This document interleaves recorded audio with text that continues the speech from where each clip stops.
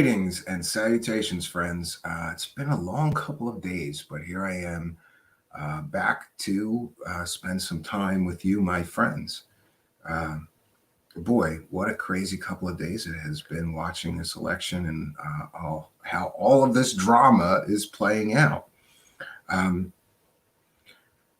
I thought that we could talk about the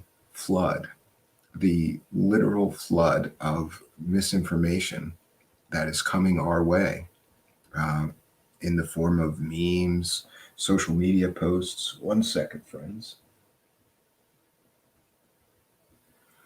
There we go. Memes, social media posts, videos. We are just going.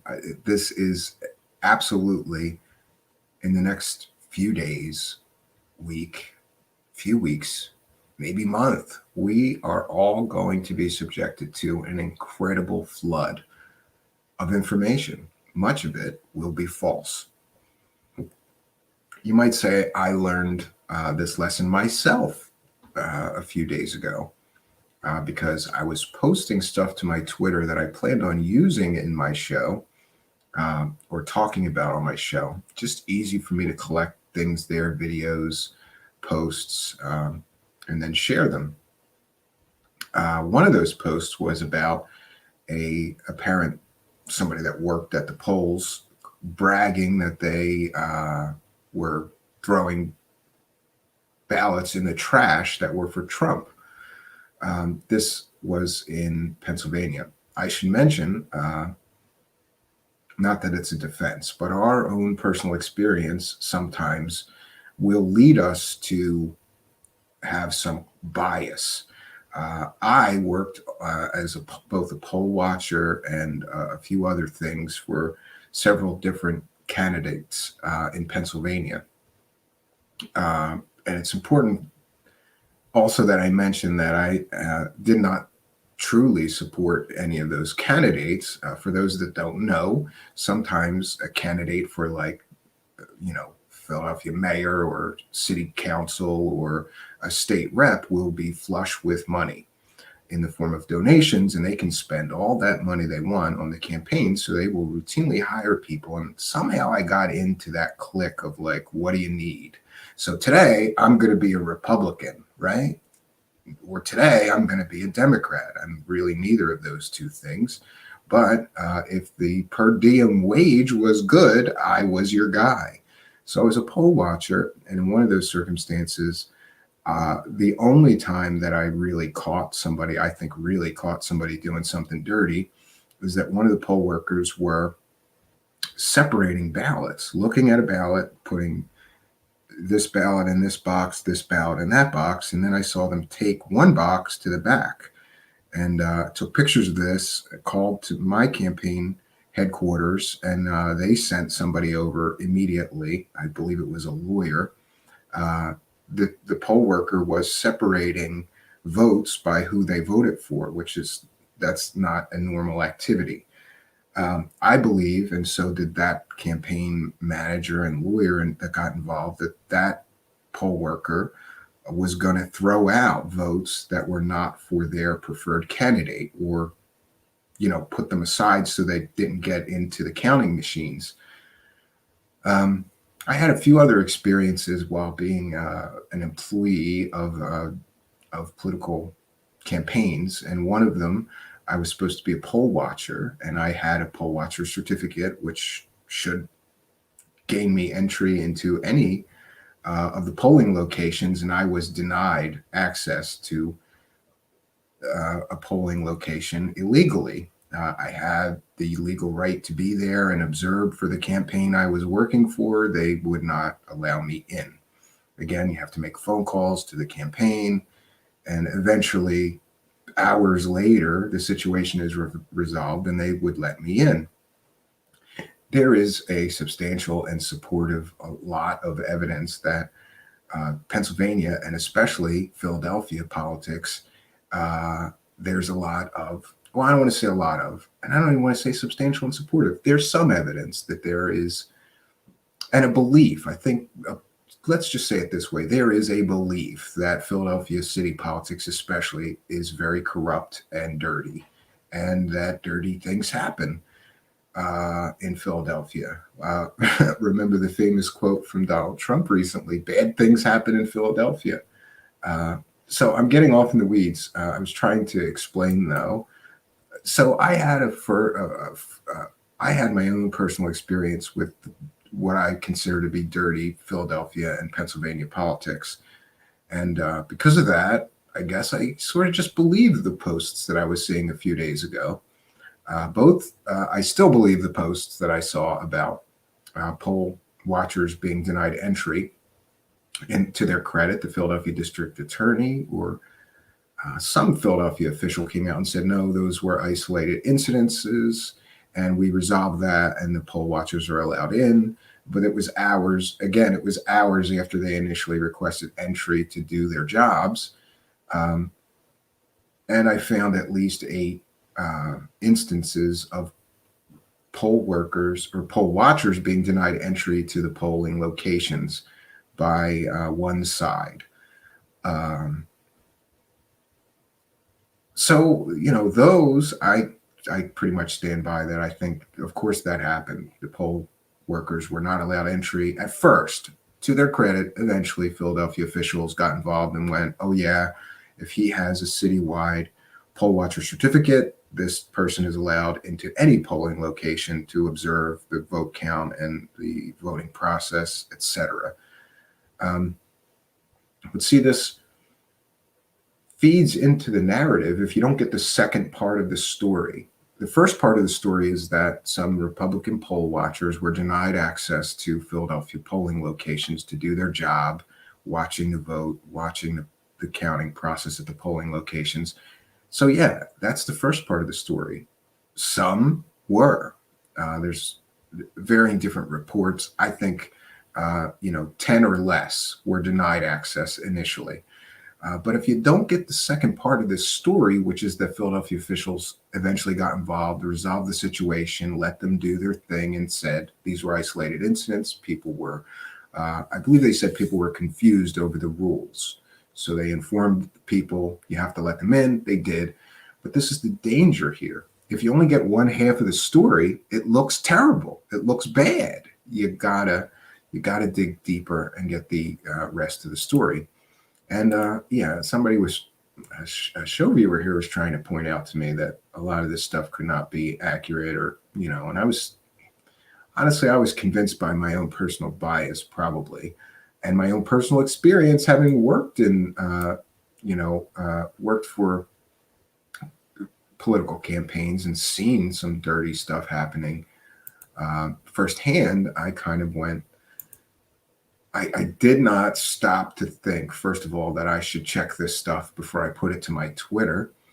I shared it to my Twitter. And then actually during the show, I think we got so busy with all the news and stuff that was coming in that we were trying to share that we didn't even get to that stuff. But it was still there on my Twitter. So one second. One in particular, though, that there's my mea culpa. I was completely and totally wrong on sharing this, because here's the thing. If we share this disinformation or this misinformation or this false information, we are derelict, especially somebody like me. I'm supposed to be doing a show here. I have a pretty big social media reach. So if I'm posting this stuff, I don't want to say that people consider me a trusted source, but I think I have more responsibility than some guy that has 12 Facebook friends sharing that stuff. Do you know what I mean?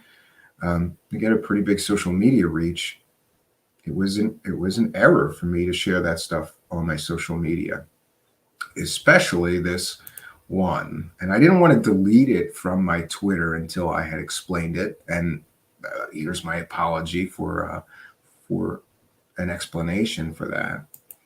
So this was shared pretty widely, and it's a captured Instagram post that here's what I did verify. This was a real post. This was not manufactured. This person genuinely posted this. Been working at a poll station in Erie County, PA all morning. A lot of people have already voted today. I've thrown out over 100 ballots for Trump already. Pennsylvania is going to turn blue. So, yeah, and this is the person who did that. So what I did check is that this was an actual social media post. But I didn't check the information this kid was putting out there. And I should have, because it turns out that here, and this is credit to Vanessa Wolf, you win, I fucked up. Twitter and Facebook also removed a false post from an Instagram user who claimed to be discarding hundreds of ballots cast for Trump while working at a polling place in Erie County. The person making the statements does not work in any way with Erie County or have any part of Erie County's election process. The Erie County Board of Elections Chair Carl J. Anderson III said in a statement, in fact, the individual is not even a registered voter and is not to believe to be a resident of Erie County, PA. Facebook said it confirmed with authorities that the claims were inaccurate and was working on removing the posts. So there you have it. I was duped. I checked that it was a real social media post, but I didn't check. And honestly, it didn't even occur to me, I guess, because of my bias and because, I don't even know why. I think mostly because of my own personal bias with dealing with Pennsylvania politics and knowing some of the stuff that I've seen go on personally with my own two eyes. So I sort of believe. So then I sort of believed it. I didn't really think I should check to see if this I could have, had I thought of it, called the Erie PA Board of Elections and found if this person was an employee. That's what I should have did before sharing it. But this lesson has taught me that I have to be much more careful. First of all, in what I even believe when I see a certain post like that. And more importantly, I'm kind of making a vow to myself and everyone that I'm going to be a lot more careful in what I actually share on social media, because there's just so much out there that isn't verified and that I really don't think you're doing anybody any favors. By the way, I just want to say, I didn't want to delete that tweet and then just be like, oh yeah, and not comment on it. So now I'm deleting the tweet. I've explained why and the circumstances surrounding it. Hey, if I'm wrong, I'm good with that. I would welcome anybody to help me not make those mistakes in the future. But it is what it is. There is a huge amount of disinformation, misinformation, whatever you want to call it. We are getting flooded with stuff. But here's the problem. Along with that stuff that is completely and totally factually inaccurate, there is some accurate information that's being spread out there. But you have to fact check it. You have to become your own fact checker, because in this deluge of information we are being bombarded with every moment, every day, every second, all those notifications on our phone every 5 minutes, the texts, the emails, the social media posts that we are viewing. There is a lot of stuff that is accurate, but you gotta know for sure it's accurate. So, or there is a lot of misinformation, and it's completely and totally false, misleading information. And I think what happens is that these two sides become very polarized, right? And if somebody believes the information or it fits their political leanings, in other words, let's say that a meme is very damaging or detrimental or insulting or making accusations, let's say, against the party they don't like, they're more apt to share it. Of course, right? That's human nature, I would think. 1 second, friends. I'm gonna check in with the live chat. We'll give some shout outs here. We have Out of Mind, Troubled Minds, Michael, KB is here, Blind Dave Crypto. Oh, cool. This is great. Welcome. Blind Dave Crypto. Cool listening. Caught interview on Jean-Claude's channel. For those that don't know, I was just on Jean-Claude's panel show about, he called it the post-election mortem, right? Yeah, so welcome anybody from Jean-Claude's channel. We got a bunch of new subscribers courtesy of Jean-Claude giving us a great plug. So thank you, Jean-Claude. I really appreciate it. Welcome to everyone. So we have Mario Heat is here. KB is here. Shout out to KB. Shout out to, this is probably new. Okay, yeah, I was on JC Streams too. After Stephen begged for new subscribers, I'm giving him a try. Good, thank you. Boy, I'm going to have trouble pronouncing that. Acrobella. Oh, no, I'm not. Acrobella Surfacing, right? Acrobella Surfacing. Welcome. You are most welcome here. All new subscribers are most welcome here. Dave Bucky is here. Shout out to Dave Bucky. Shout out to, Mario Heat. You just distracted me. Mario Heat says, I want to have sex in a voting station. That's one of my sex fantasy bucket list items. You are a sexual deviant, Mario Heat. You're a fucking sexual deviant, bro. You really are. Who wants to do that? All right, I'm not going to lie. I wanted to do it in a Catholic confessional. That was on my bucket list. But I'm happy to say that it's off my bucket list, believe it or not, since we're getting personal, Mario Heat. Okay, let's see. I was just going to do a shout out. So shout out of mind. See if I think we got it all. We got all the shout outs out of the way.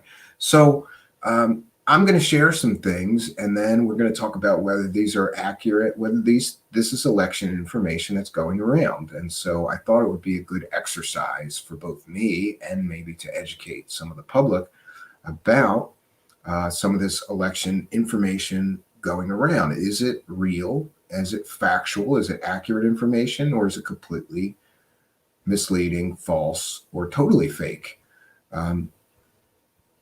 So let me see here.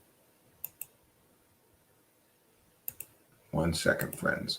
All right, so I'm just sharing some of this stuff. This is from some of my social media. So this one's from, well, actually, I think all the posts that I'm going to share tonight are from Facebook. Oh, there we go. And I think I'm allowed to share a meme from Facebook, but even in the case if not, fair use, we're educating the public about election information and misinformation. This is a transformative work. Okay, so this is something from that's going around in the form of a graphic, really. It's like a JPG. You could save it and, share it with your friends. Oh my God, Trump is 77,000 votes ahead in North Carolina and has a lock for victory there. He needs the state to get to 270. But listen to this. North Carolina has just announced that they will not report their final numbers until November the 12th. Yes, I'm not kidding.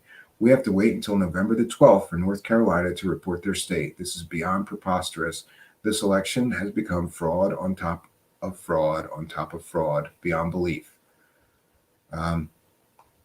So given the amount of inaccurate information, I wanted to dig into this and find out, is this meme factually accurate, or is this just fear mongering, or more sort of accusations of some kind of grand conspiracy or voter fraud going on out there to cheat Donald Trump of the election that he won fair and square, right? So I did some looking into it, and I'm going to show you what I found. And it turns out that this is mostly accurate. Now, I don't want to comment on the election has become a fraud on top of a fraud, or can you believe this? I'm not kidding. We have to wait. Do we have to wait until November 12th for North Carolina to report their state? That's the important part to me. That's the information that's important. Do we really have to wait till November 12th for North Carolina to report the result? And it turns out, okay, I'm just going to read this. And fair use. This is from U.S. News, but this is transformative work, and we're educating the public. Washington from Reuters, North Carolina officials said on Wednesday that they did not expect vote totals to be reported by the state to change for more than a week, as the state remained undecided at both U.S. presidential rates and a Senate seat. North Carolina has 15 electoral votes. With very few exceptions, North Carolina's election results will not change until November 12th or 13th, when all mail-in ballots are received and counted by each county. Karen Brinson-Bell, executive director of the State Board of Elections, told a news conference. State officials have been processing some 5.5 million ballots, but there is at least 117,000 outstanding mail-in ballots, many of which may have not been cast, and an undetermined number of provisional ballots still in the mix. As of Wednesday, Republican Donald Trump led his Democratic challenger Joe Biden in North Carolina by 50.1 to 48.7%. That left the race too close to call. In the Senate race, so Tom Tillis declared victory on Tuesday evening, but Democrat Cal Cunningham has not conceded. Tillis' lead of 48.7 to 46.9% is considered too slim to call the race. So that one, friends, that one is more or less accurate. And I'm shocked that we have to wait till November 12th. We're going to have to wait till November 12th to get an answer on this presidential election. That's not good news. That's next Thursday. So it's a full week from today, which is crazy to me. Absolutely crazy to me. So, I'm going to find, I had just one more that I wanted to share. That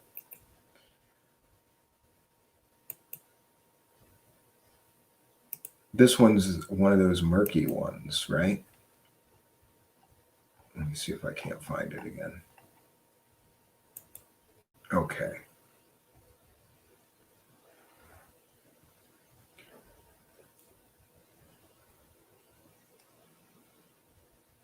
All right, I'm going to share my screen. Again, this is fair use, even though this is just a meme running around on Facebook. But I noticed a ton of people sharing this one. So I thought, maybe I should share and talk about this one. So this meme is, I don't know, Facebook post, not even really a meme. Says Wisconsin reporting 3,239,920 registered votes cast.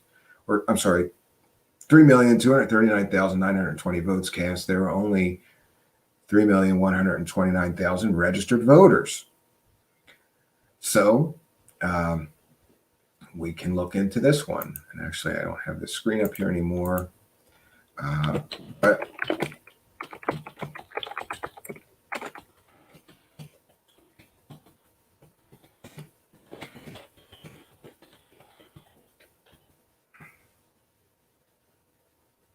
okay, so and here's the thing. I agree with people though on fact-checking sites sometimes. Like some people don't trust Snopes, some people don't trust whatever. But I think what you can do if you really want to fact check something is look at 5 or 10 different fact check articles on that event or that thing, and if all of them agree, you're pretty sure that you got the truth out of it. So wait, I'm going to find one here. Okay, this one's from USA Today. So friends, that's the claim, that there was more votes in the state of Wisconsin than there is registered voters. And boy, did I see a lot of Trumpers sharing this one all day today.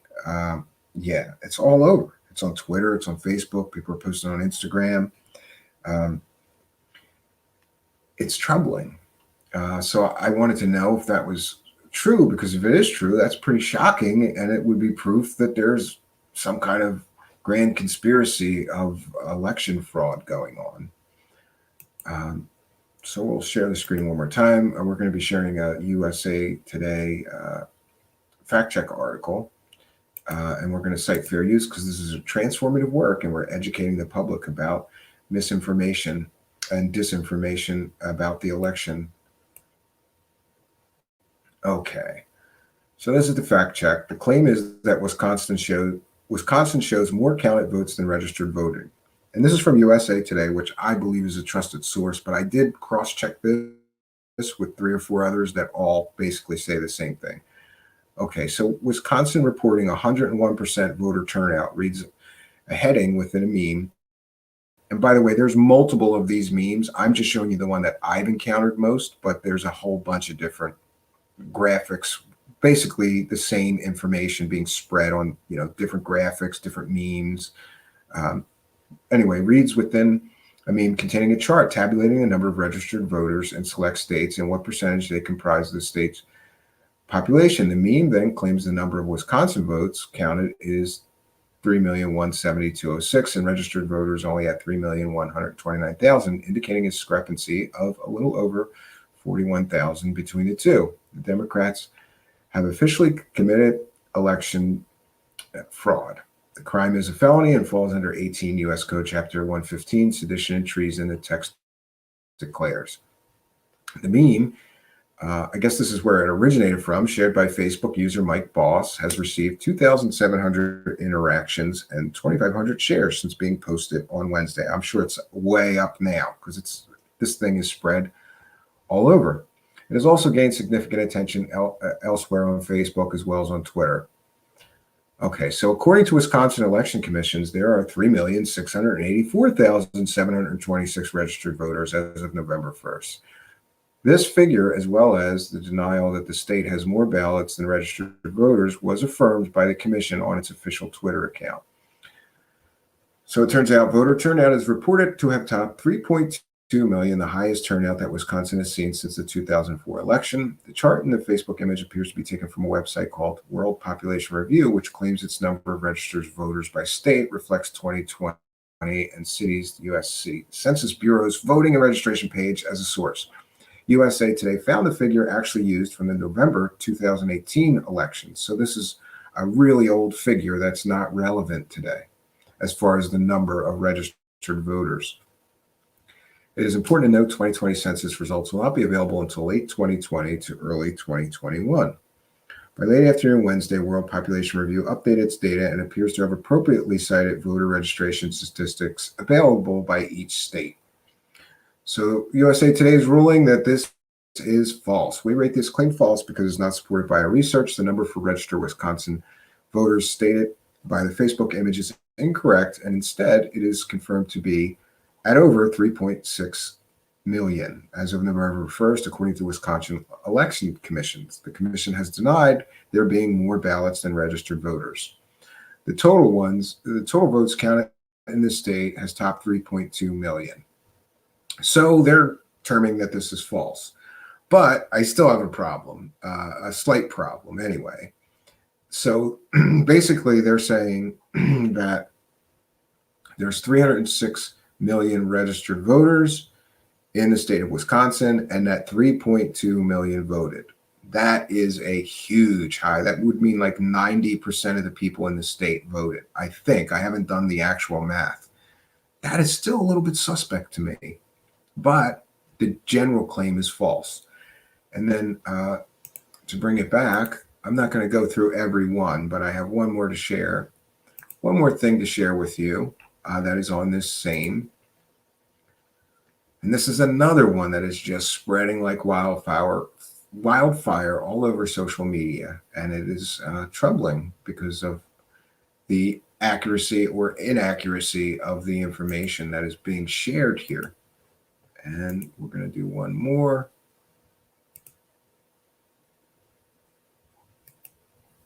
Okay, so this is a similar one, has 4 states on it. By the way, I believe these are all 4 states that Trump lost. So there's really no secret, I suppose, where this information is who's spreading this information. So again, Minnesota, 3 million registered voters, 3,200, 217 votes counted. Virginia, same kind of thing, a few 100,000 more votes counted than registered voters. Colorado, same thing. I'm going to challenge you guys. If it was fake in the case of Wisconsin, what do you think? Is it real in the case of Minnesota, Virginia, and Colorado? It's not. It doesn't appear that any of these are correct or factual. And yet they're being shared all over social media and people are believing it. And I believe a lot of it has to do with confirmation bias. If you're a Trump supporter and you're pissed off that he's losing, yeah, those Democrats cheated us. Maybe not. Maybe not. Okay, we're going to take comments from the live chat. Also worthy to note that they have been finding bags of mail in ballots along the roads and creeks. Yeah, but the problem with that out of mind is, where is the proof in the sourcing? You know, it's sketchy sometimes, and that's what I have a problem with. You know, there's a video going around of somebody going burning a bag of ballots and saying like "F Trump" while he's burning this bag of ballots. And that's being spread all over social media. We don't know the sourcing on that. We don't know who the individual is, and we don't even know if those are real mail ballots that he's burning in the video. And this is my point, is that in the next few days or week, we are going to get inundated, flooded with all kinds of information. And I think it's important just to stop for a moment and take a breath and say, which of these things that I'm reading are real, and which of these is some hopium propaganda or nonsense created by warring political parties. And one thing I'll say is I'm seeing certainly more right-leaning propaganda and this sort of thing that I'm seeing. But then again, maybe I'm watching that more. I'm not sure. I think it's both on every side.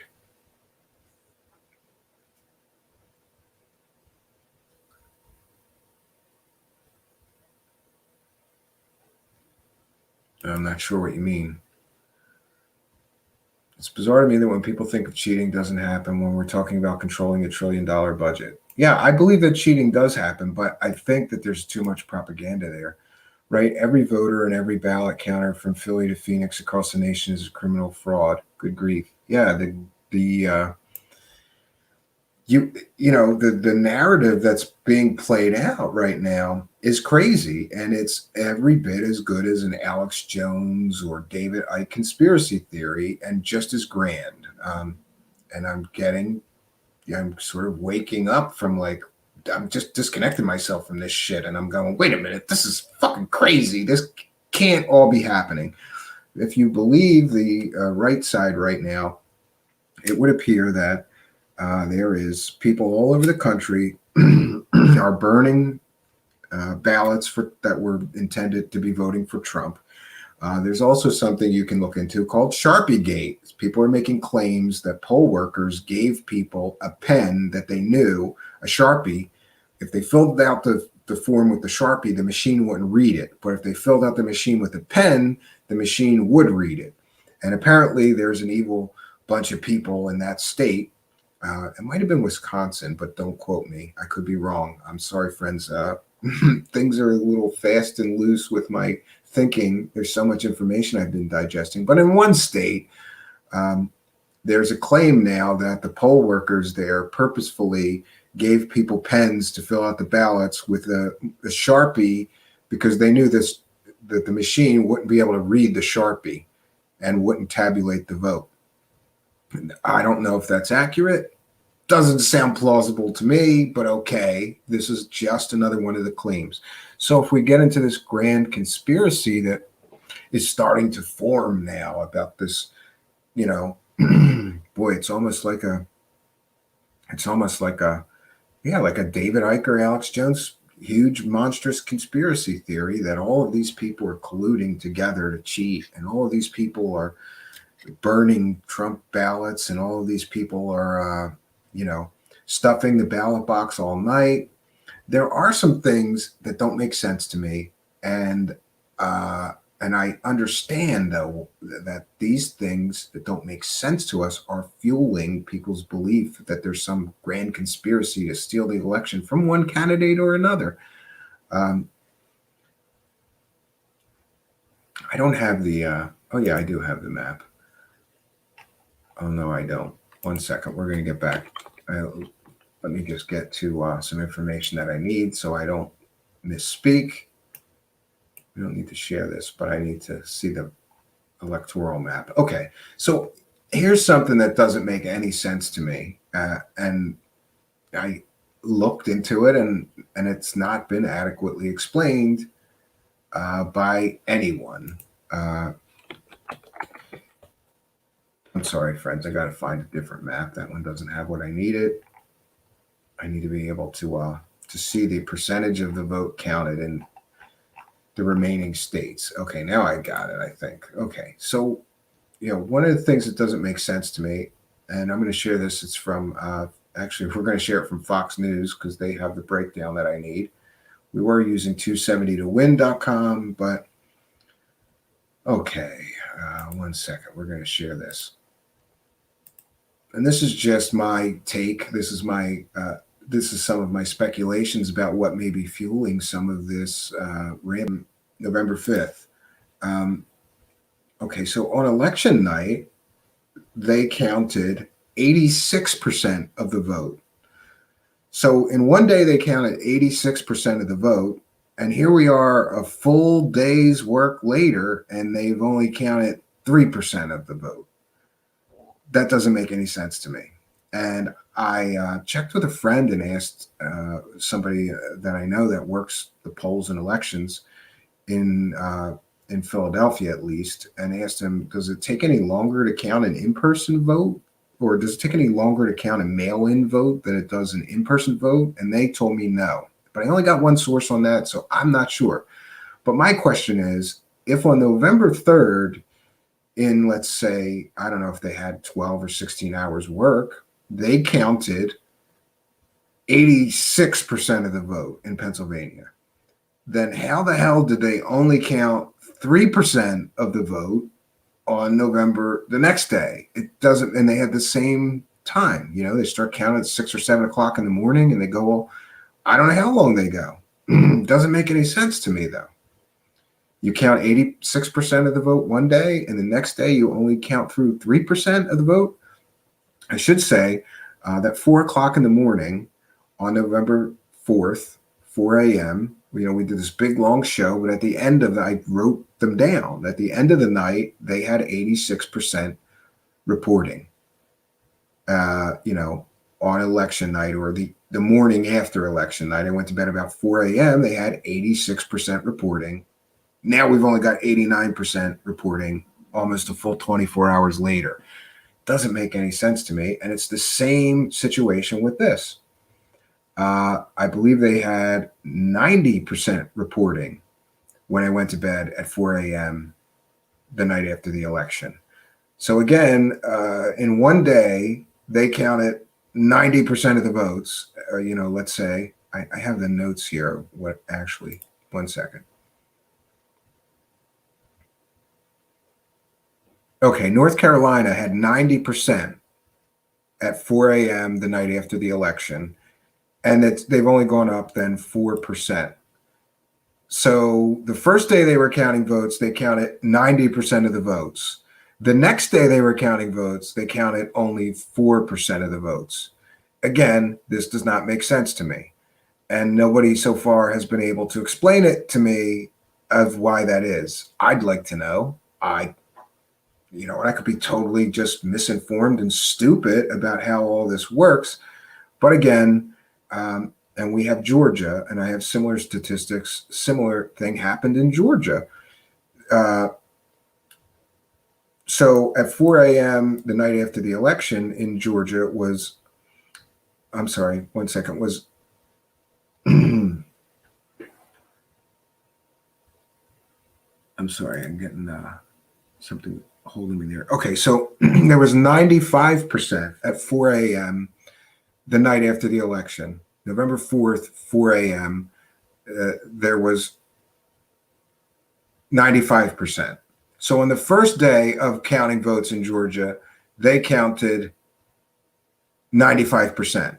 And on the second day of counting votes, again, I guess they had the same amount of time, or they would have had even more time on these second day counts, because they didn't have to wait for the polls to close at 7 p.m. or 8 p.m., whatever it was on November 3rd. They had even more time on these second days, and none of this makes sense. The first day you count almost the entire vote, and you had to wait for the polls to close on election day. But the second day that you had your vote counting going, you only were able to count a few percentage, 3-4% in each of these states. It doesn't make any sense to me. Another thing that's problematic and is hugely going to fuel conspiracy theories surrounding somebody trying to steal the election is Nevada just decided today, or I think even last night, they decided that they weren't going to count any votes today at all. They were going to begin counting tomorrow morning. So they're pausing for an entire day. I've never heard of that happening in American election history. I could be wrong. I don't pay that close attention to each election that I would be sure to be remembering this right. But if somebody can find an example of a day that any state in our country just said, we're going to put a lid on this for 24 hours. We're not going to do anything. We're not going to count anything. We're just going to wait. We're just going to wait, but we'll get back to you. I mean, I've never seen that happen. So I think that these counting issues are largely, I could see it. People are already saying these things on social media. Like, why are they taking so long to count the vote? You know, they're trying to steal it. This is very troubling to me. But I really think that this kind of thing, for all I know, like I said, I'm just misinformed, and so is everybody else that is noticing this. And there's a perfectly legal and reasonable explanation for why these counting situations have occurred. So Pragmagic, he may have some thing. Had until 7 p.m. to arrive in each state yesterday, so it's always going to take at least another day. All right, so does that mean that they should be done the counting tomorrow? Because they only got a few percentage to count, a few percent of the total vote to count, and they were able to count like 90% of the first days on the first night. It still seems strange to me, Pragmagic. Or, it's confusing, right? So maybe that, just it being confusing about, like, they're not communicating correctly about what's going on. You would think that somebody from Fox News or CNN would, one of those talking heads, would explain exactly why this is taking so long or what's going on behind the scenes to make it be taking 2 days to count 3% of the total vote in each of these states. Nobody's explained that, not that I've seen on social media. And this, my friends, is what I believe is fueling and will continue to fuel these conspiracy theories that are now catching on like wildfire, and it's only going to get worse. I think that the information flood is going to really continue to be coming at us fast and furious, and we're not going to be able to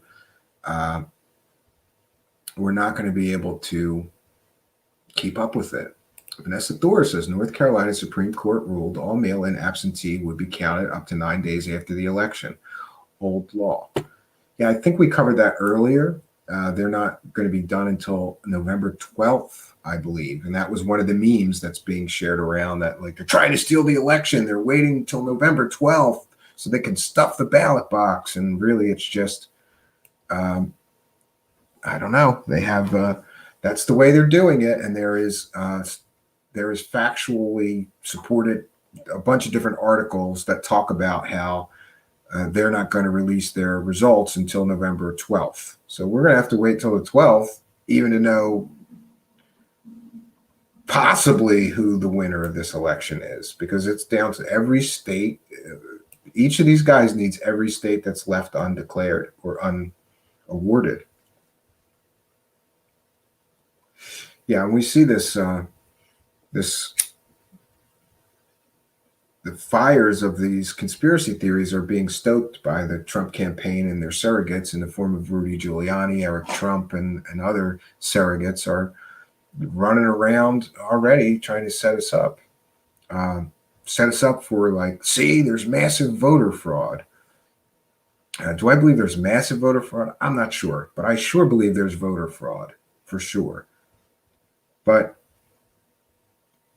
for those that don't know, to the greater or grand conspiracy of Biden and the corporate cabal, or, I don't know, the tech giants, they're all in this together and they're trying to steal this election from Trump. The general theory is that this is what I'm hearing. This is not my conspiracy theory, but generally, what I am getting that people are saying is that they slowed down the vote so that they could figure out how many fake ballots they needed to generate to flip it to Biden. And that's why they slowed down the vote, to give them time.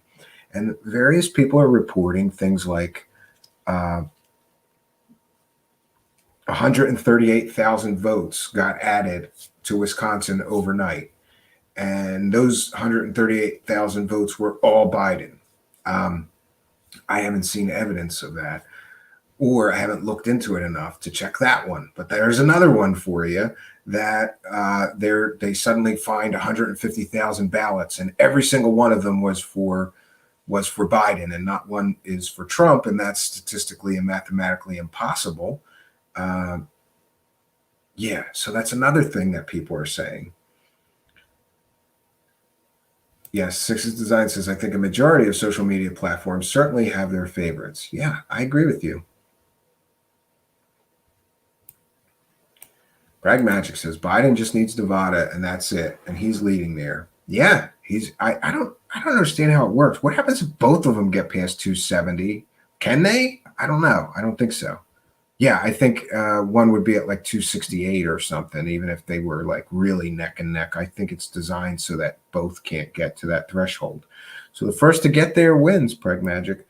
And I got to tell you, I'm really no fan of Donald Trump, but I'm really, well, I got to say this. I like the guy's entertaining, right? But do I want that kind of guy running the whole shit show? Not really. I like that he's entertaining. I like that he had balls to stand up to the media and stand up to the tech giants and at least I admire the guy's got more balls than we usually get in our average. Normally, politicians, politicians, they're very measured. They're very rehearsed. They don't generally do controversial things or stand up to, they politic. They don't, Trump's just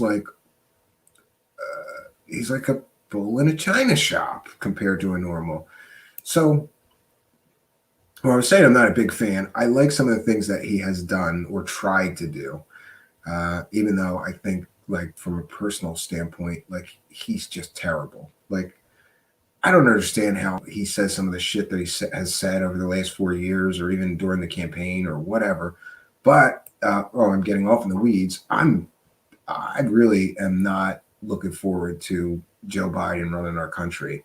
I hope that everybody's wrong, and that all the times I've seen him stumble on his words and not even be able to speak effectively, maybe he's just, he did have a speech impediment growing up. And that's another thing.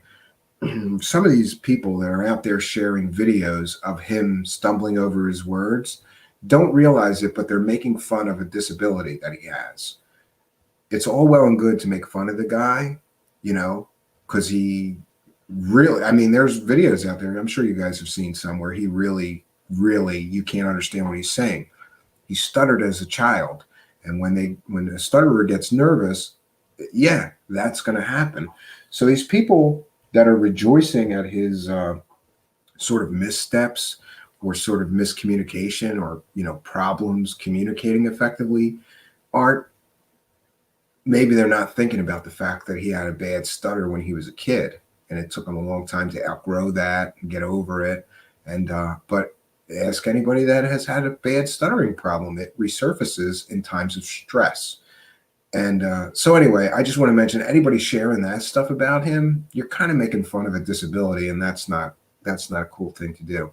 But my point about Biden is I truly believe that he's sort of just the establishment politician. He's in the pocket of all the corporations, all the tech giants. You think that he's going to do anything about the censorship and the tech giants' power to censor everybody? No, he's going to encourage it because they helped him, get in. essentially, and they contributed greatly to his campaign. At least that I have heard. I think it would be shocking, and we might do a whole show just to go through uh, Joe Biden's campaign contributions and the super PAC and where all the money that was funding Biden came from. He did outspend Trump. Is it 2-1 or maybe 3-1? I'm not quite sure. So yeah, it's going to be an interesting couple of days. It looks like we're not getting an answer about this election unless if Biden decisively wins Nevada, then I guess it's over. Well, this part's over, and then Trump's going to start suing everybody, demanding recounts in every state where it's close at all. Yeah, I just Biden probably a touchy-feely guy, especially with kids, but Trump lies 24/7. So I guess that's our choices, and not necessarily our choices. The DNC and RNC chose for us. Yeah, I agree with you. They don't care that he had a stutter. They know. Just like Trump mocked a reporter with cerebral palsy, it is their culture to mock disability. Well, Vanessa Thor, in fairness, when I first started hearing him not being able to coherently get a thought out, I sort of bought into that. Like, guy's probably senile. He's like 85, and he's just not very sharp. And then even Rudy Giuliani had a guy that was like a neurologist on his show that basically said, "Yeah, it looks like on site of dementia," Yeah, and then I heard about his stuttering issues and read about that, and that sort of touched me and changed my mind and said, like, a lot of people have disabilities or issues, and the fact that they were using, if that's the case, that they knew that he had a disability and that he had a stutter, and they're still saying, no, see, he's senile, then they're using the guy's disability against him to their own advantage and their own ends. And maybe he's not senile. He seemed pretty lucid in those debates, and he seemed pretty good speaking in the last couple of times that I've seen him. Like, he's improving. Maybe he's coming into his stride or something. I don't know. But using the guy's disability against him like that for political reasons is a shitty thing to do.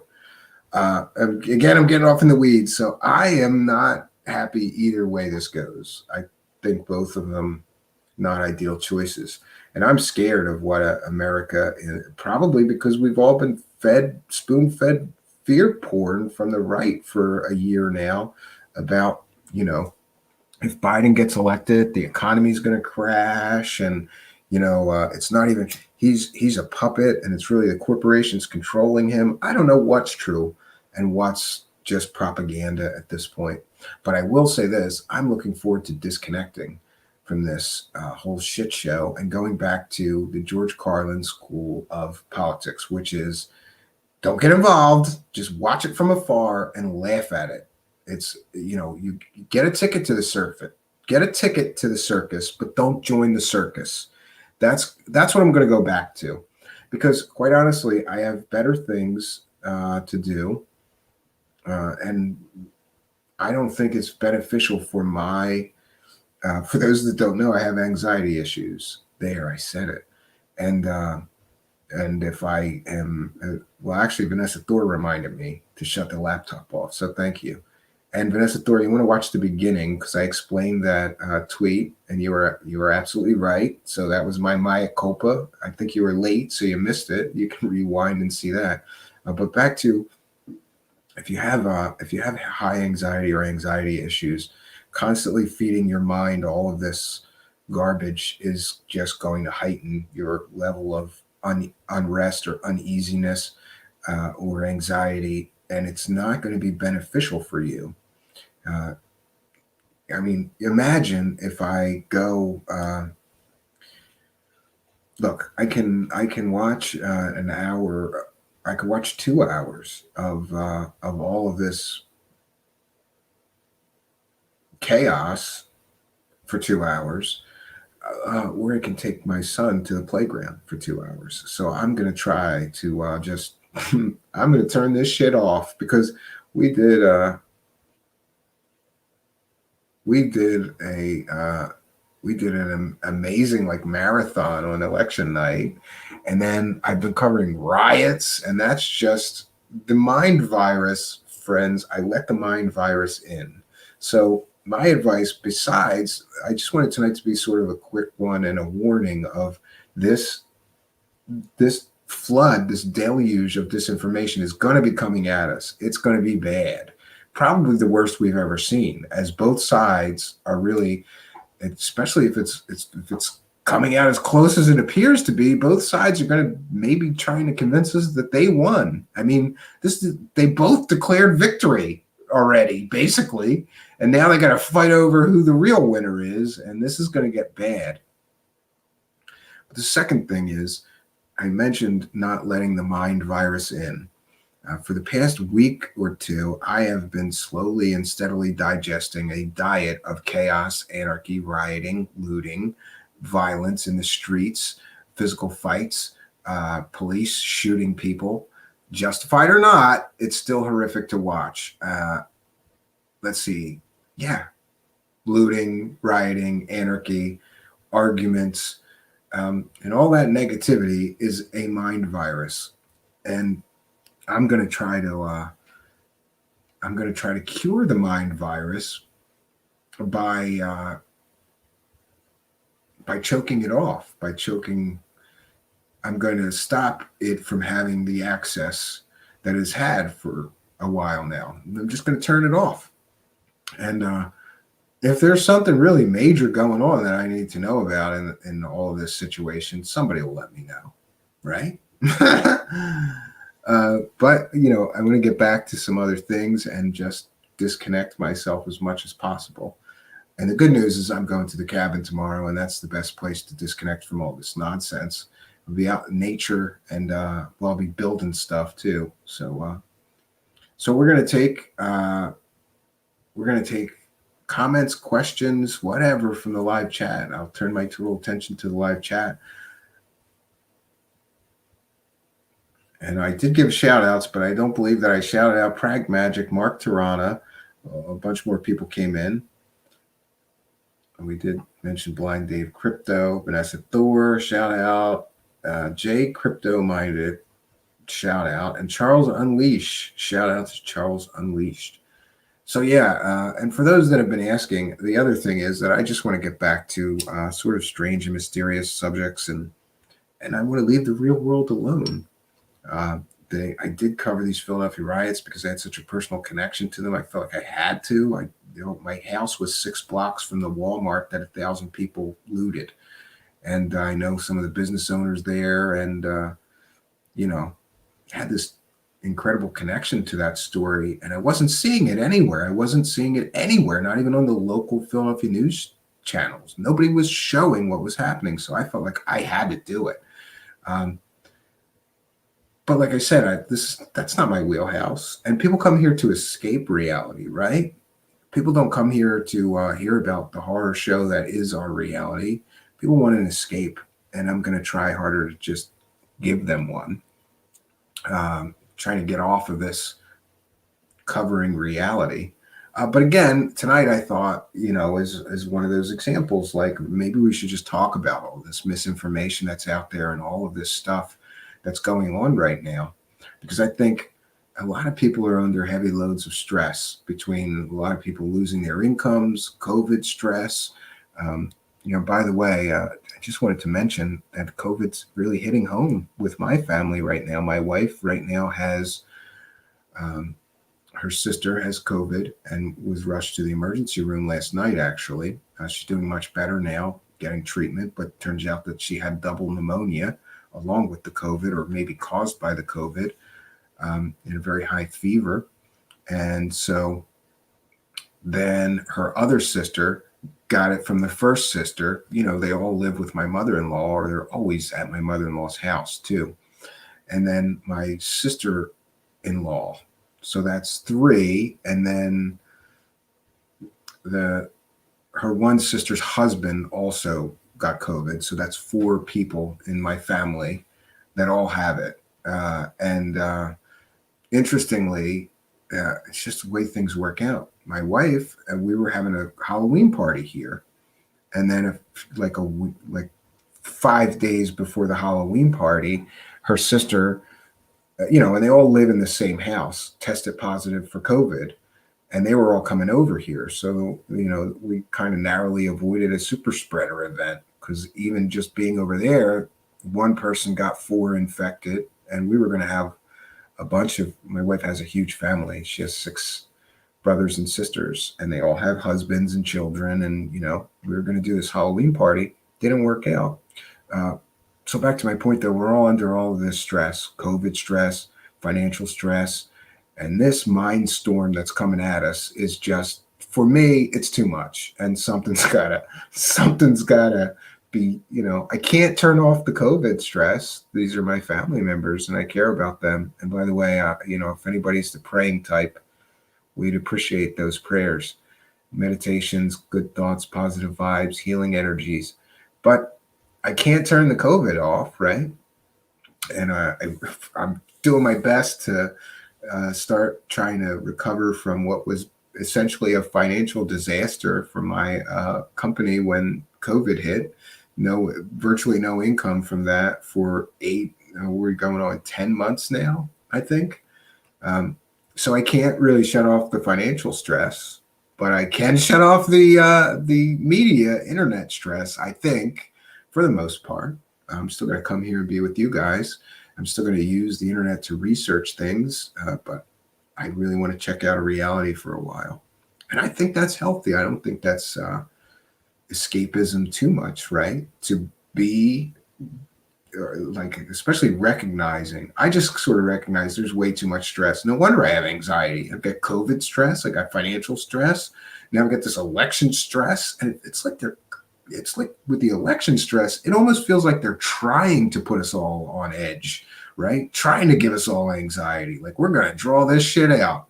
Used to be, we would just count everything on election night, and it might be 2 a.m. until you knew who won, but it would be over. Not this year. This is the perfect election for COVID. We're going to drag this shit out for weeks. You won't know.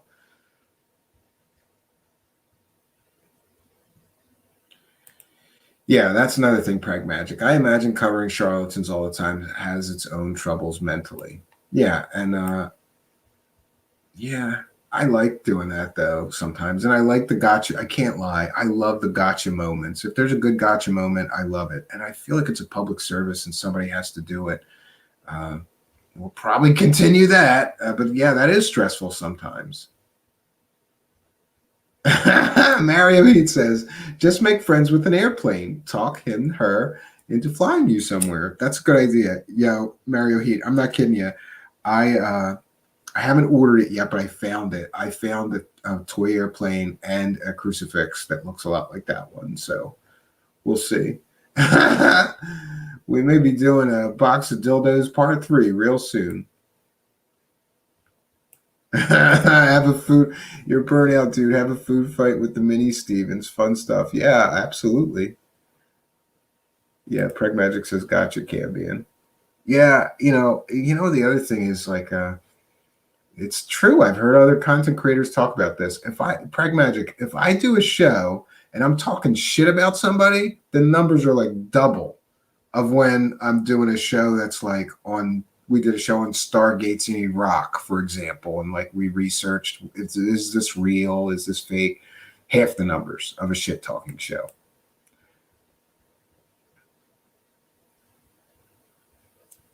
Yeah, it sure does, Prag. You have to take a break when it becomes too much. Yeah, and you know what else is like? I used to, when I had a real job, like a day job, when I worked for somebody else, before I had my own company, I went to work and then I came home and I was done. And I left everything. I really could. I could leave everything at work. Whatever I didn't get done, I'll do it tomorrow. Whatever. But when you have your own business, it's like it feels like you're just never done. And then I'm like trying to start new projects, bring some money in, and then like, yeah, it's getting crazy here. What gives me anxiety now is that armed white people trying to storm voter counting stations as we speak. Michael, is that really happening? Oh, geez. Oh yeah, I saw a little bit of that. I saw crowds gathered shouting "Stop the vote," which to me is like, yeah, you want democracy? Do you want a fair election? And you're shouting "Stop the vote"? Yeah, we talked about this on Twitter. Vanessa Thor says Mario Heath, that photo is the greatest ever. Yeah. Mario Heath, we need to make a guided Jesus riding an airplane meditation live. Oh, that's another thing I just wanted to bring up. Not to take a victory lap, but I will. We covered David Wilcock. You can see the show. It's a previous show of ours, and it's just called "Let's Laugh at David Wilcock's live stream." And in the live stream, David Wilcock predicted a Donald Trump landslide. That didn't happen. So once again, David Wilcock can suck a dick because he's the world's worst psychic. Every prediction this guy makes, nothing ever happens with it. Nothing comes true. If he's a psychic, he is the world's worst psychic because he's batting absolute zero. The guy deleted thousands of predictions like this from his original website, ascension2000.com. Try to scrub it from the internet, but you can still see it and laugh at it, courtesy of Wayback Machine. See all these predictions he made. We're all going to get light bodies in the year 2000 and superpowers. None of that shit happened. He predicted a Trump landslide. And I just got to say, David Wilcock, I told you this when we covered your stream. You're not smart enough to get away with this shit anymore. People are starting to wake up. People are sick of this. They go, really? He's wrong again? And they laugh at you because you're a douchebag. Okay, let's see. Wait, I missed this one. Sixes. I shut my whole channel down. I left for I don't know how long. Didn't even check the internet once. Felt so much better and cleared my mind a whole lot. Totally worth it. Yeah. But you see my dilemma? Sixes Design. I need the internet to do this show. And I need to research things to do this show. So I got to be on it. But what I'm thinking is that I'm not going to go on Facebook. I said this before, but then I failed miserably. What I'm going to try to do is not go on Facebook and Twitter to do anything except post a show link or promote the show. I am likely to do it again. Can't promise I will be back, though. This place is ridiculous. Yeah. That's like that famous saying in 1992, the internet became an escape from reality. In 2020, reality is the escape from the internet. I feel better when I go out in nature and do things in nature and just put all this technology away for a day, which is why I'm a little upset that there's internet at the cabin, because disconnecting myself would be much easier. Like I'm going there tomorrow. That would be Thursday, Friday, Saturday, Sunday until Sunday night, no internet, 4 days with no internet. And, even for people who love the internet, trust me, 4 days with no internet is glorious. It's wonderful. You take some time, you slow down, everything slows down. You do the things that you needed to do. And you just enjoy life without the constant noise in your head.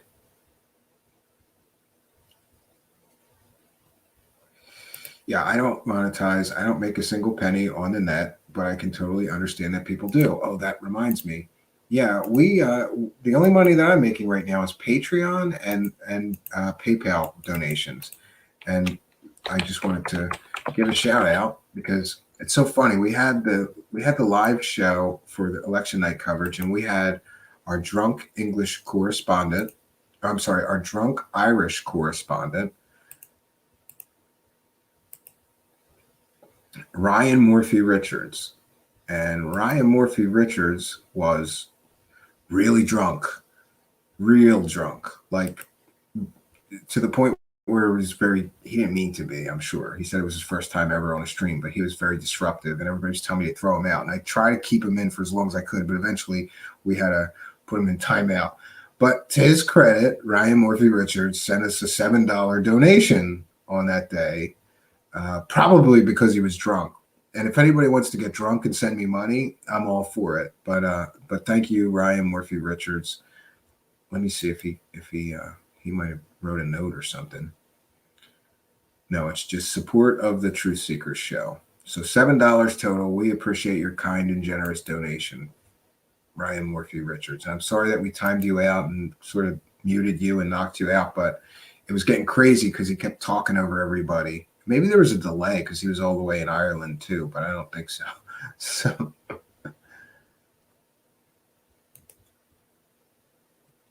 Mark Tarana, it's simple. Just don't let social media rule your life. Yeah, I think you're probably right. And Six Design always helping out. There's a link to my Patreon. It's $1 a month or more, and you get all the goodies. This month, everybody I got a few messages saying, wow, this is cool, and I'm thankful. I put there's the Mind Hack Project is a big, long audio file. It's 3 hours and 20 minutes at present, and we mastered it and put it on Patreon for all the Patreon supporters. The only thing that's left is sort of a small instructional book on how to use the audio files most effectively, because they include binaural beats, hypnotic inductions, motivational speaking, and a bunch of other stuff. So I got to write a guide, or it's going to work much better if you read a short guide first and then you use the audio files. But we gave the audio files to the Patreon supporters. Also, I did a stream that I wasn't real proud of, but everybody thought it was really funny. I was really drunk, and I put Michael Horn of the Billy Meyer cult on blast. I think I had 10 or 12 beers before I started the stream, and it did not go well from a show host perspective. But from an audience perspective, a lot of people thought it was funny and were like, why'd you take it down? It was so funny. And I took it down because I was slurring my words like a really bad drunk, and I didn't think that I should leave it up publicly, but I didn't know what else to do with it. So you get my drunk stream on Patreon. And then also we do an audio journal every month, just sort of behind the scenes. So that's what you get on Patreon, and it's $1. Oh yeah. And listen, don't anybody ever feel obligated. Stephen, if I had online money, I would certainly toss you some bucks. I don't though. And I don't foresee I ever will. I don't trust in it as it is. I don't know much of what people can do. It's Six Design, you're always helping me here with the show, posting links and reminding me to put the begging bowl out and all these other things. There's other ways to contribute, like, comment, and subscribe. Everybody says that because it works. You gotta like, you gotta comment, you gotta subscribe. That will cost you nothing, and if you do that, it really does help the show. Help the show greatly. Something about the AI God algorithms of YouTube that like that engagement. So the more engagement that each show of mine gets, the more we rise in the search engines, the more it just seems like the more subscribers we seem to get. It's really strange I don't know how. I'm a computer guy, and I don't know how these AI algorithms work. I wish I did. I would probably be a lot more successful at doing this. And I just wanted to mention too, I was on Jean-Claude from Beyond Mystic show, so you can look him up. I'll see if I can't. I'll put the link to the show. Jean-Claude was kind enough to have me as a guest on his show, and I'm going to get the link to that show, and I'll put it in the live chat. 1 second.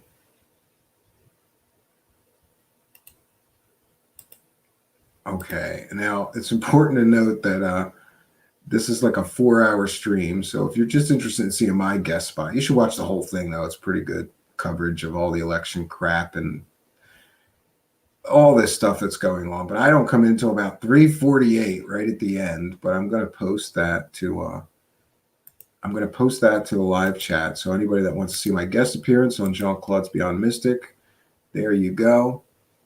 It's interesting too. And you know what? Jean-Claude is very more like that. His show is a lot more woo, right? But it's interesting that me and him still get along. He has an interesting perspective, and he's really looking for the truth in a lot of different esoteric subjects, but he has a different philosophy of mind, which is that he wants to digest everything and then discern value or take value from that which is valuable and discard the rest. And he's a little more open-minded, I would say, to a lot of these esoteric subjects and stuff. But I just think it's interesting that we're still friends, because for a while he was calling me a skeptic, and then he knows I'm not just a skeptic. I'm really interested in all these subjects, but I guess I approach them from a more skeptical vein than he does.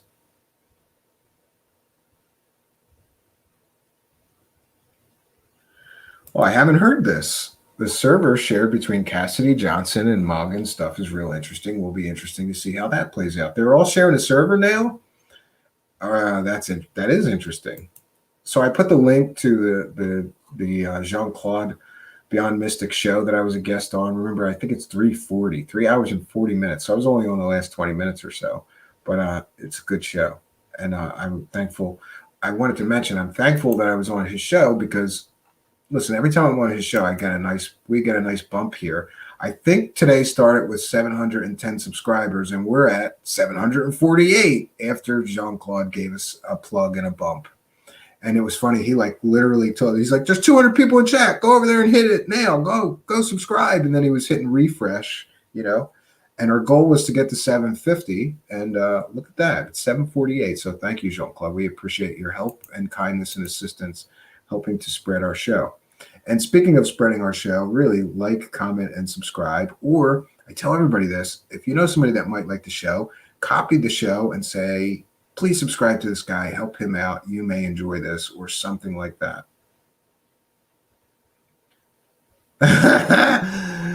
Vanessa Thor, he has the highest level of woo alien talkers out there. He's cool. Yeah, which is why it's bizarro that he and I became good friends. But I think it's just we both run in a show. We're both interested in similar subjects.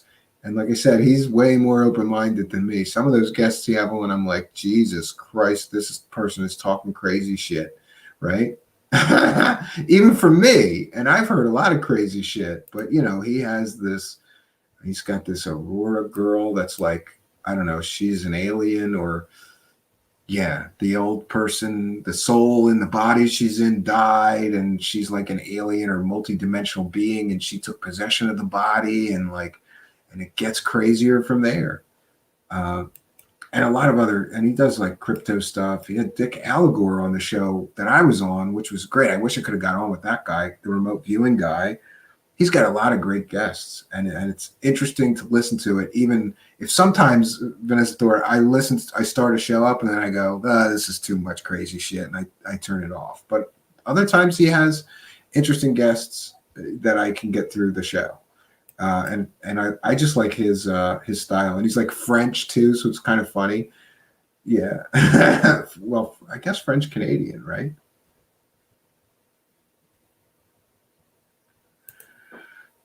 Michael, since Biden went and take real charge of the pandemic, Tiff and I hope to return to the West Coast convention circuit, hidden cameras in hand. That would be fun. Yeah, does everybody think there's going to be a big lockdown? That's basically the fear porn Trump was pushing. If Biden wins, there's going to be a big nationwide lockdown, and everybody's going to lose their businesses and their homes because you're going to lose your income, and we got to get back to work.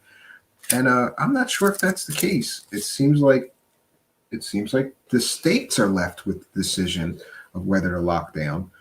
I know Biden talked about a nationwide mask mandate. I don't think that could hurt anything. I would be in favor of that.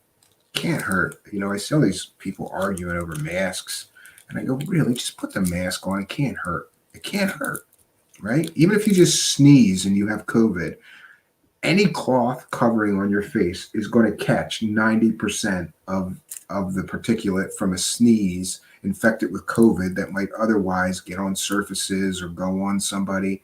Masks can't hurt. I'm in full support of a nationwide mask mandate. I don't think it could hurt, right? It's what's the harm in that? And yeah, a lot of people argue back and forth, and there's, these may not be this. Most masks aren't effective, only N95, and there's this huge argument. I just put on the fucking mask, bro. Just put on the mask. Care about other people, at least, if you don't care about yourself. Because if you've got COVID and you sneeze or you cough, that cloth covering is going to catch a lot of it, or most of it, or even if it catches half of it, you're only going to infect half the people you normally would. So I don't know if there's going to be a nationwide lockdown, but it looks like my state is starting to. There's rumors that there's going to be a second lockdown in Pennsylvania. because the numbers are spiking again. I think that people have largely are worn out of the lockdowns and the quarantine and being vigilant. Like, when this started, everybody was like, yeah, 2 weeks to flatten the curve. And here we are 10 months later. And a lot of people are without income and a lot of people are depressed. And a lot of people, one thing I've read, and it's definitely a problem, is that like suicides are up, the cases of domestic violence is up, and all these different things are up. So those lockdowns are psychologically a lot more harmful than people realize.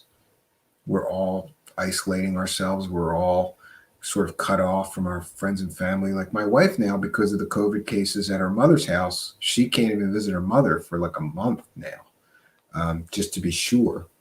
And my wife and I are both like really scared that her mother's going to get it because her mother's 80 something, and there's 4 or 5 people over there that have been infected with it. So we have to, my wife has to keep her distance from even her mother, and they're very close. It was really hard for my wife. I was so happy when the restrictions sort of eased up and she could see her mother again. And now here we are again. She can't see her mother or most of her friends, most of her brothers and sisters. They go over there at the mother's house, for family events and things. Can't do that anymore. It's kind of psychologically devastating after a while, being cut off from those that you love.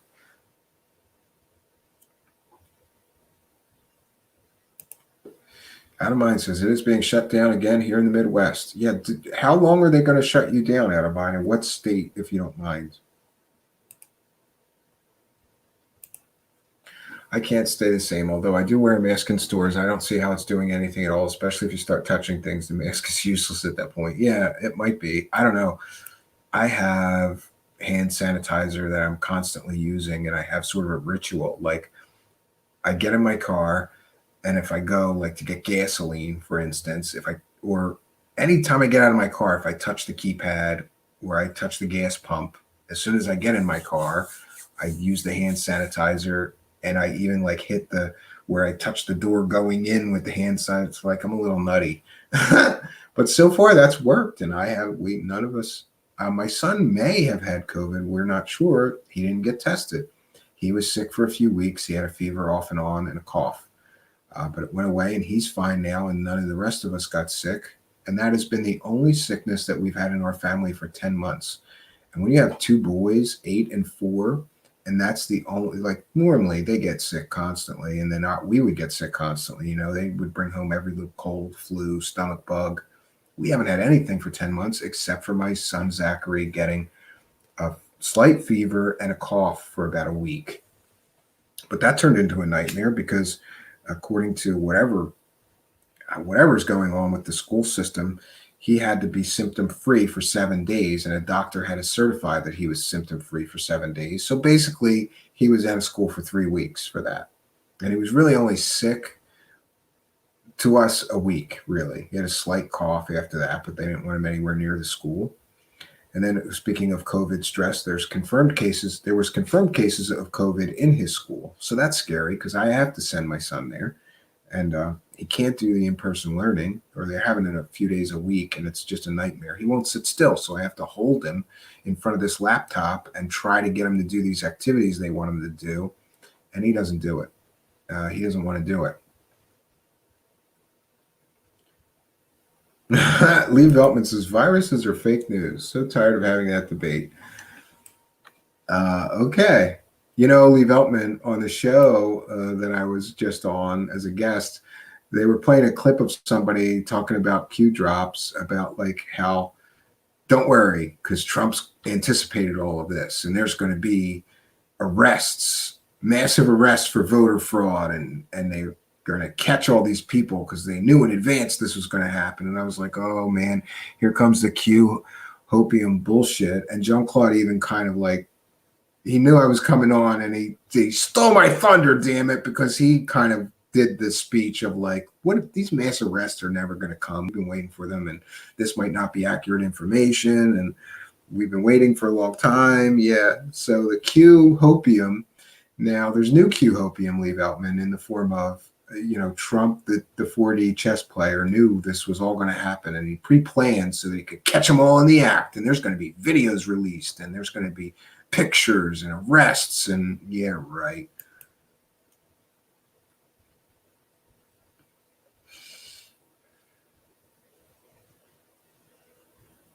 Michael says, I think I caught COVID from my mask.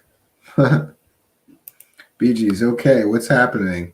Well, we were talking earlier about election misinformation, and I gave some examples, and then generally I'm just bitching.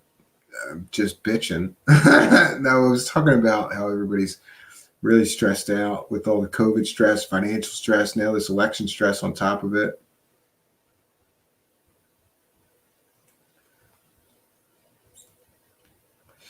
Oh boy. So what a quality show we have here, friends. Karma Gray says, hey, Stephen, I have had some health problem. Mainly my balls have really been hurting after taking Dr. Emery Smith's 48-hour super hard dick pills. Please pray for me. We'll do that. We'll put a prayer request in for Karma Grace. I hope your dick's going to be okay.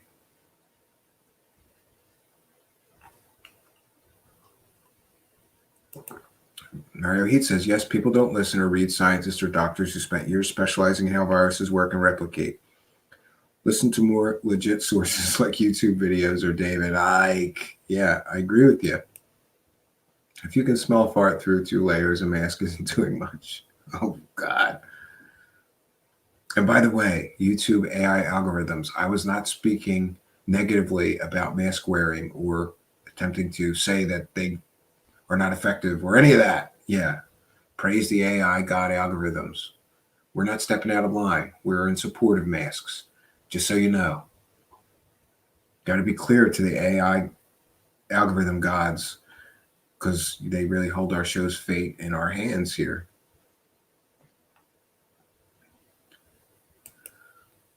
Charlie Freak, Ward, and Golden Dragon, Family Fulford, and the Gesera Reset stuff is in the Q crap stuff too. It's still stupid. Yeah. Do you mean like the global currency reset? Yeah, I'm almost guilty of that myself though, Lee, because I realized something, and that this is one of those connect the dots moments, Lee Beltman. I realized that while I was looking into all of these riots all over the country and all these major cities, one thing that I found is that there's ATMs being blown up in most of these riots and looting. And I thought that was strange because they can't get into the ATM and get any money because the safes are too thick and powerful. And you would need power tools and hours, and welding torches to get into the actual safe to get to the money. But these people are just disabling them by slapping some quarter sticks of dynamites on the keypads and the front of them and blowing them up to the point where they're no longer functioning. And that seems conspiratorial and strange to me. Why is that happening in so many of these looting and rioting events that people are going after ATMs, right? So strange. Andrew Basiago is the president. Yeah, that's what I heard, right? Andrew Basiago, he won. Forget Biden, forget Trump. It's Andrew Basiago for the win. And his vice president is going to be a reptilian alien from Zeta Reticuli. Or maybe not. I'm trying to see. See, this is another one of those things, like being connected to your phone, right? Well, I heard my phone ding. It can't be that important, but it's dinging again. 1 second, friends. I could be getting paged. Oh, no. We got a message from Cal Korf. He's showing me these UFO alien conspiracy mugs, and they're cool. He's got these mugs that, like, when you put hot liquid in them, the flying saucer appears on the side, which I thought was pretty interesting. Interesting way to sell flying saucer coffee mugs, right? When you put the coffee in, the flying saucer appears on the side of it. Yeah, the comments and opinions expressed in this show are those of the authors and do not necessarily reflect the official policy of the Truthseekers YouTube channel. Yeah, we got to get better disclaimers. There's a study out suggesting homemade cloth masks like folded bandanas are more effective than originally thought. Yeah, I don't know. My wife got me these really, really thick masks that I've been using. I keep one in my car and one in my backpack, so I always have one. I'm always sort of worried that I'm going to get to a store and I won't have the mask in the car, so I think I have a bunch of them. So, friends, I guess we're at almost an hour and 25 minutes, and I think we're going to wrap things up here. Send one to alien scientists. Yeah, I may do that. I think I'm going to get some of those. So, and to get us to the magic numbers where we need to be, whatever that is, on both Twitch and YouTube to get things monetized. So I may be doing more shows than usual, and I'm going to try. I'm really going to try while I'm at the cabin. It seemed to be the last couple of times I got so over exerted doing a lot of physical labor all day long that when it got dark and I could have done a show, I was like, I'm done. I can't do it. You imagine chopping wood all day for 8 hours or 10 hours and then doing a show for 3 hours or 2 hours. It's a little demanding, but I'm going to try to reserve some energy or take a break, get something to eat, relax a little bit, and then do the show because I have very little to do at night at the cabin. All of my work is outside and has to be done while it's daylight. So I'm going to try like hell to keep some shows going over the weekend. I'm going to be there Thursday to Sunday, and I don't want there to be a 4-day break between shows because it might not, if I let myself, I might not do a show again until next Monday. And we'd like to water the garden here a little more than that to keep things going.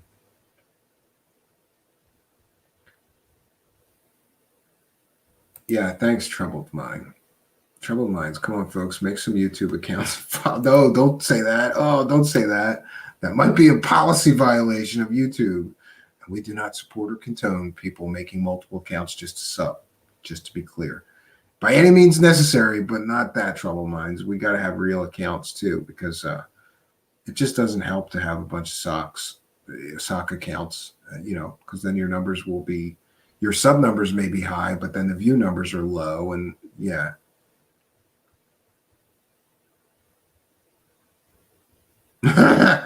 But Trouble Minds did say register some dead people for for Steven's YouTube channels. Okay, yeah, so it was a joke. That's perfectly fine then, Trouble Minds. And I don't believe I've seen you here before. Did you come from Jean Claude's show? I think you might have.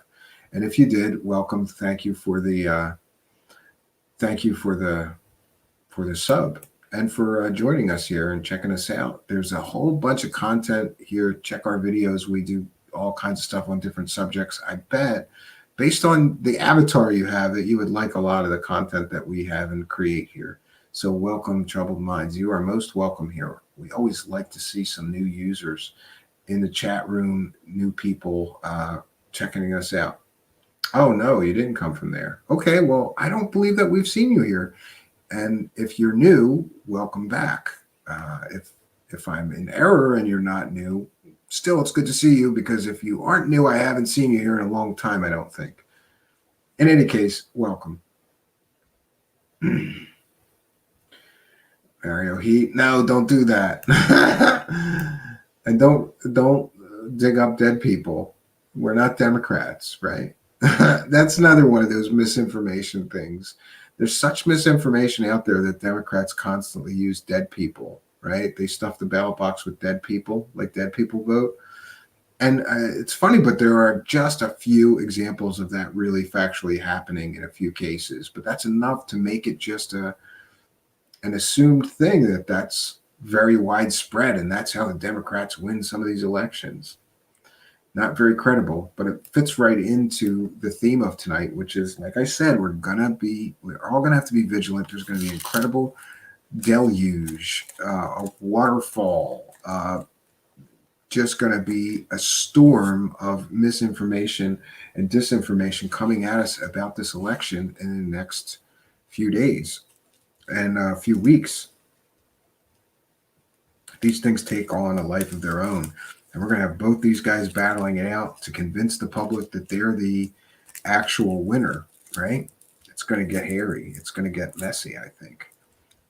At least I think so. I could be wrong, but from what I'm seeing so far, there's been a huge uptick in all of these memes, and and like I said, now this conspiracy theory that the election's being stolen is sort of being sort of come out. Like, oh yeah, left and right, these people are everywhere I look, right?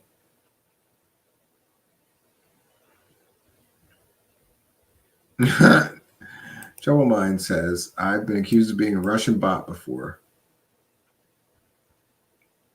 Socks keep my feet warm, Janek Krasenko says.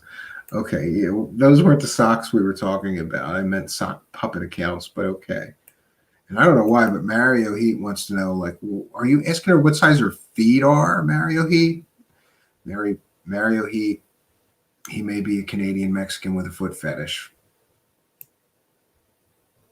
Lee Veltman, I haven't been called a Coin Pro shill in a while. Must be losing my touch. I think you're a Coin Pro shill. So there you go. There you go, Lee Veltman. I love you, but I think you're a Coin Pro. You're a COINTELPRO shill, or a CIA disinformation agent sent out to discredit Q because Q's real and it's all factual, and you're trying to discredit it because you don't because you work for the cabal. You're a Dark Alliance member. That's my take on it, Lee Veltman. Lee is Q Maximus instead of Baby Q. Yeah. Yeah, what do you mean size, Mario Heat? I think he wanted to know what size your feet are, Jeanette Krasenko, because he's a Canadian Mexican with a foot fetish. That's what I got from that. I don't know. Yeah, and here you go.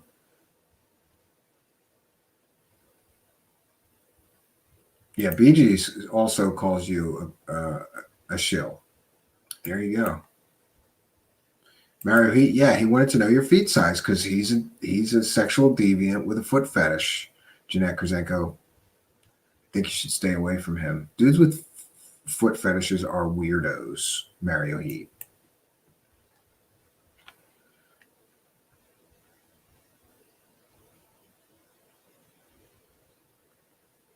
Oh, geez, Charles Unleashed. There are very discreet and reasonably priced agencies if feet are your thing. That's gross, dude. Talk about paying for it. You're gonna pay to play with some strange woman's feet. That is crazy. All right, friends. So we're gonna call this one a short one compared to the last show, which was like 7 hours long. By the way, I want to thank everybody that was on our panel from that election coverage. I got a lot of good feedback. A lot of people watched it and told me they had a good time, and it was kind of a departure from what we usually do. I'd like to do a panel show every week or two.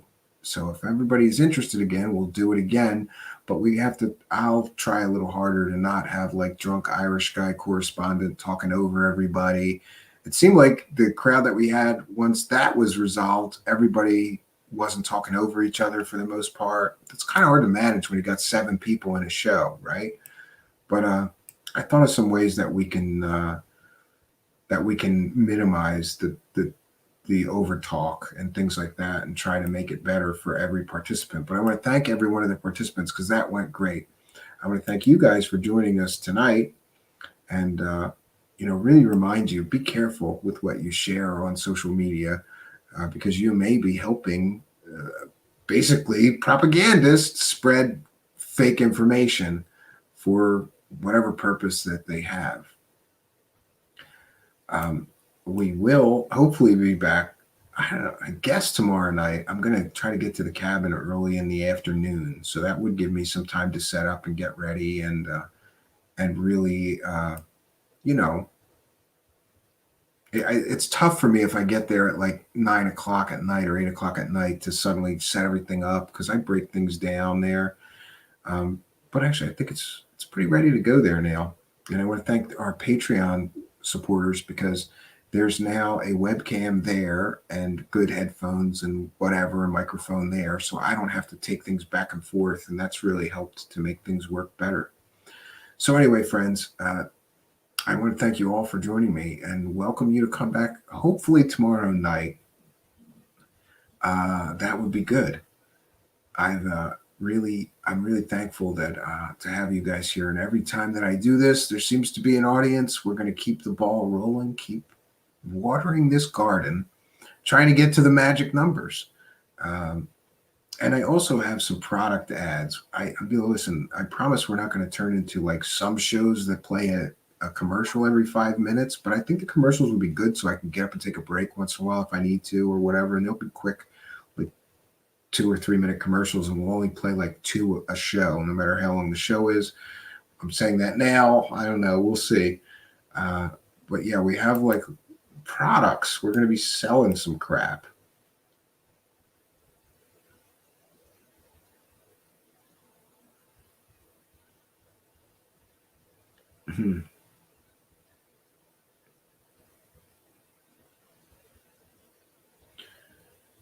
I can't listen to YouTube when the screen is locked. I need to check my settings. Yeah, I hate phones. I'm a computer guy. I don't really like phones. I always never know how to work it or get the setting. My wife has to do it for me. I can't remember, but there was something when I got my new phone. It had gestures enabled, and I was like, "What the hell is this? I can't get this thing to do anything because I needed to do it with the gestures." Wrench mark, please. Yeah, let me get over there. I will wrench mark. Hold on 1 second. Everybody gets a wrench. 1 second. There you go, Mark Tirana. We are giving you a moderator wrench. Use your powers wisely. It says Mark Tirana is now a moderator of your channel. Congratulations. And yeah, I didn't know that he didn't already have one. Almost everybody that comes in here gets a wrench or has one. And we've been pretty good with everybody using it well. So welcome Mark Tirana as a chat room moderator. So friends, with that, with this promotion of Mark Tirana as a moderator, that's ending on a high note, right? Mark's a good guy and he's very supportive of our show. Glad to give that to you. Don't get out of line with it, Mark Tirana, or we're going to have to take it away. I've only taken away a wrench once, I think. And actually, I got to give it back because I did. That's a long story. Story for another time. But friends, yeah, we'll be back tomorrow night. Maybe by then we'll actually know who the next president's going to be. Wouldn't that be great? But I have a feeling that this is going to go for a month, and they're going to be suing each other for a month, and we're going to have Al Gore and Bush kind of all over again. But this one's going to be worse.